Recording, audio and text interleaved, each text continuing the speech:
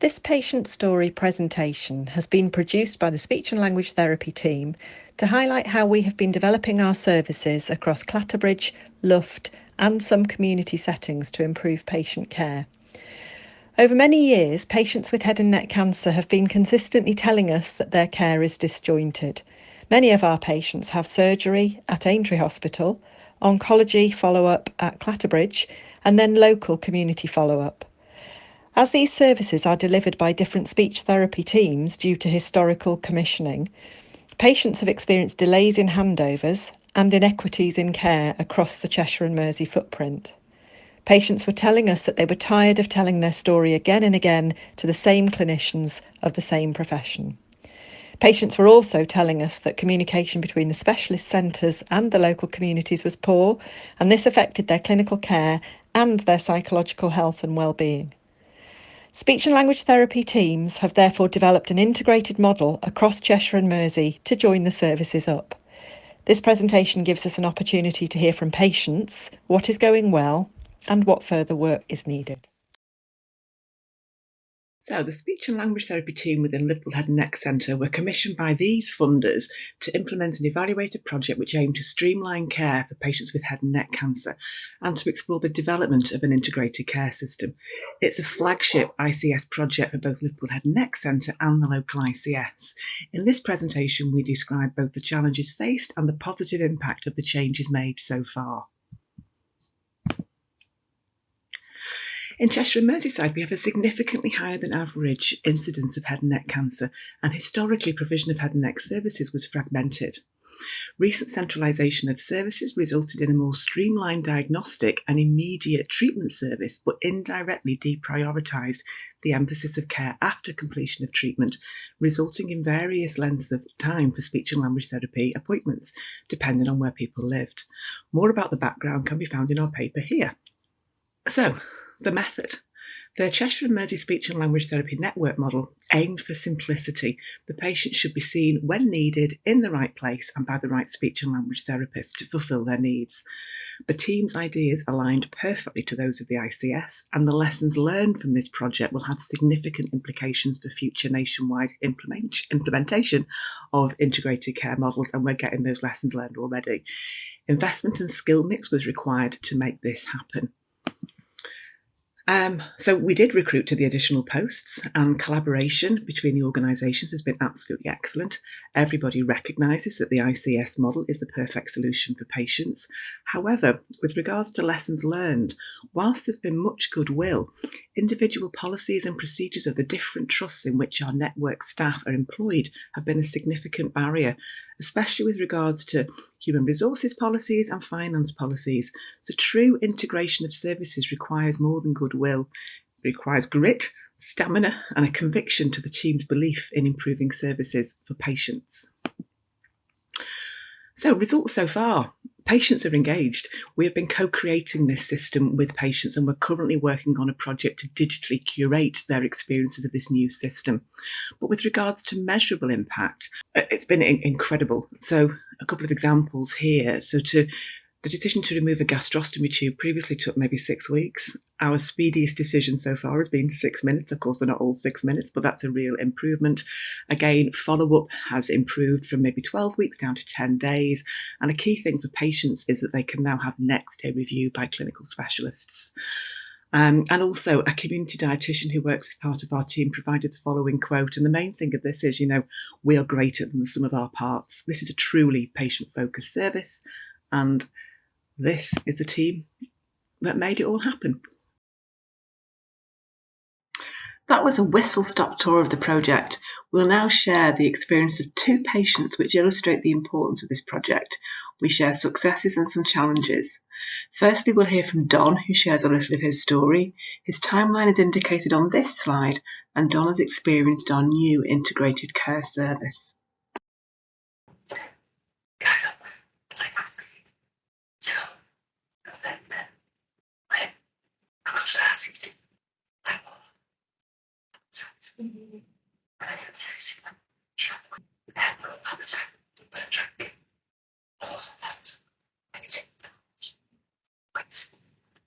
You've been very determined on what you've done with everything. It's like you said, I will have My Christmas dinner. Yeah. That was always your goal, to have the Christmas dinner. And it did. We shared that part of Don's story as it illustrates just how very challenging life is for head and neck patients. Eating can be a significant and long-standing problem and requires much tenacity and motivation. Having a consistent team who knows the patient and how far they've come is hugely important and means that care can be truly personalised. Another thing that Don talked about was the importance of having someone with you at appointments. What one forgot, the other remembered. Don and his wife also thought that it might be useful to have some summary notes to take away. Our other patient, John, who we'll hear from next, also referred to the importance of documentation. John's opening words illustrate the enormity of the situation, and John reinforces Don's point that having someone with him was crucial. The treatment for head and neck cancer can be brutal. And he just said straight away, it's cancer. And I'm doing it now. The emotions that actually come into your body, it's just an unreal feeling. It's like you're having an out-of-body experience, and it's like, this isn't happening to me, is it? You know what cancer, that's what happens to other people. You know, I've had other illnesses and I've dealt with them, but why haven't I got cancer? And he was so kind, delivered the message, absolutely caring, brilliant, sympathetically. And so for the first 2 weeks, I went to Clatterbridge for my radio, felt absolutely fine, and thought, come on, John, you're smashing this. And it was like, here we go. And then I had my first chemo, and bang. It felt like a double-decker bus had just run over me, and I didn't know what the heck had happened, and I just went from there to there quickly. And after that, I needed people coming with me, so I had somebody there every day.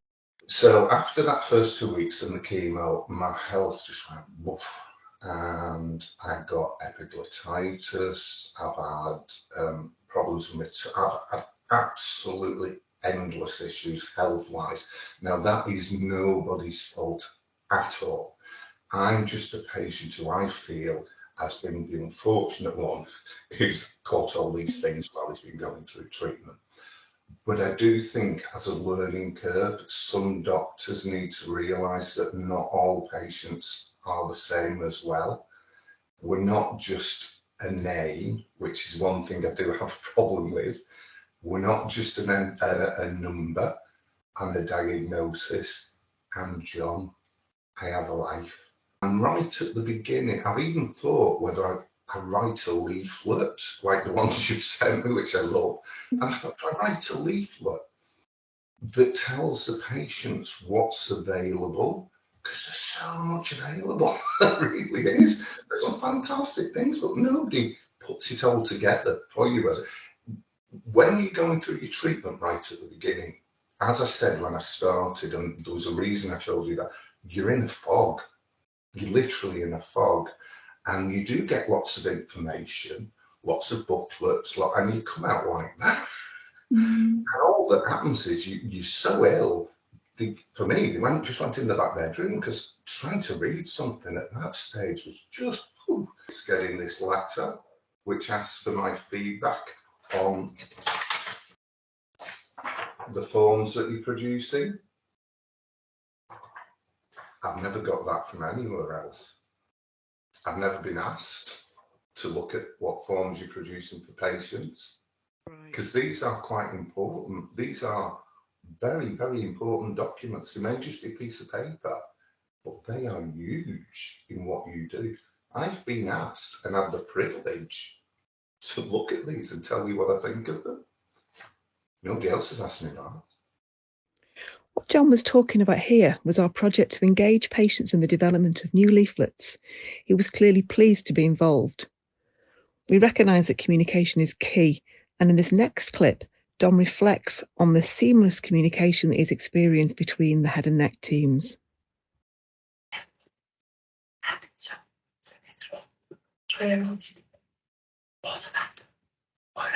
Yeah.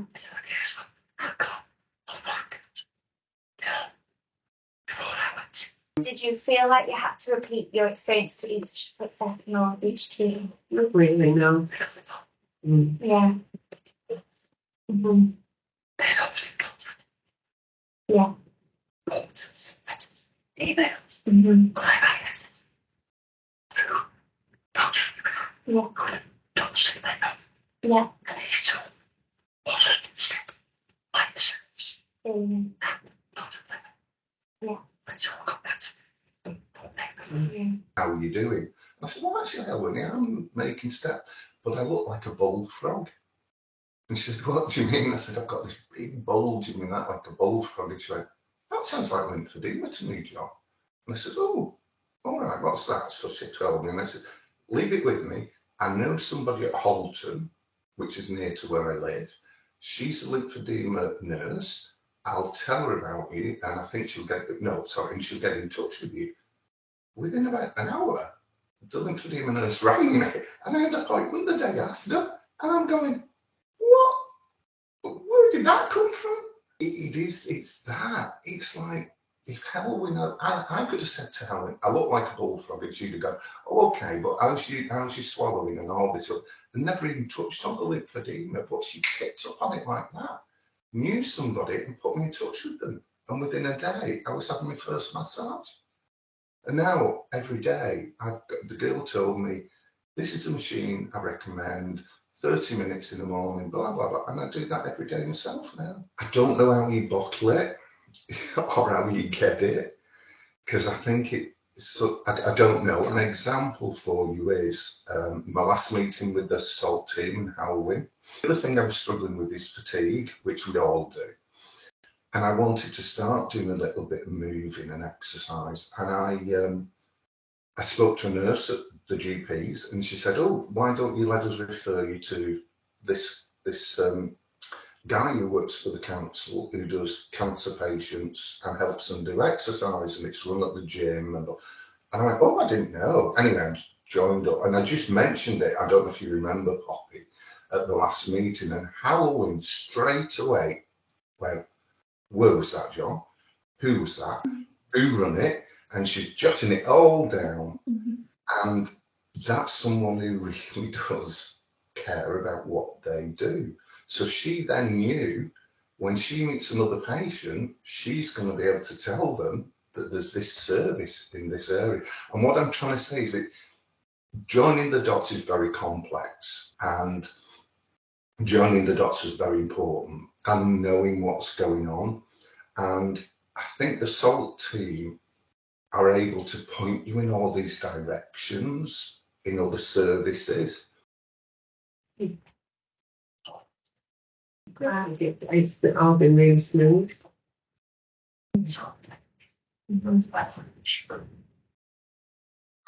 A key theme emerging from these stories is communication, both written patient communication and the communication that occurs between MDT members. Whilst this is not new, it's important to remember that communication in this integrated team involves seamless communication across multiple organisations. Prior to the commencement of the integrated head and neck speech and language therapy service, there was fragmentation and inequitable services across the region and a lack of infrastructure to support excellent communication within and across teams. Integrated working is changing this, as subtly evidenced in these patient stories. When communication works well and dots are joined, patients rarely notice this. Joining up the dots requires integrated care, and in the experience of this project, when care and teams are integrated, joining up dots happens more naturally. As we have heard, the team are engaging patients in developing new documentation and are looking to trial the development of summary sheets or even summary recordings at the end of clinic appointments. Patients are enjoying being involved. These are just two of a collection of stories we're currently curating to inform future service development and also to support the evaluation of this project. Thank you for listening to our presentation and to hearing from John, Don and Jan with regards to their experiences and input into the changes we are making in the Speech and Language Therapy Network. We've made a lot of progress, but we recognise that working together across organisations is challenging, and we are still at the very beginning of our integrated work. With the help and support of our patients, we are feeling very positive about where this work is taking us. We look forward to the opportunity to share more of our experiences with you over the coming months. And finally, here are the team responsible for the development of this presentation, and here also are the wider networked Liverpool Head and Neck Centre Speech and Language Therapy team.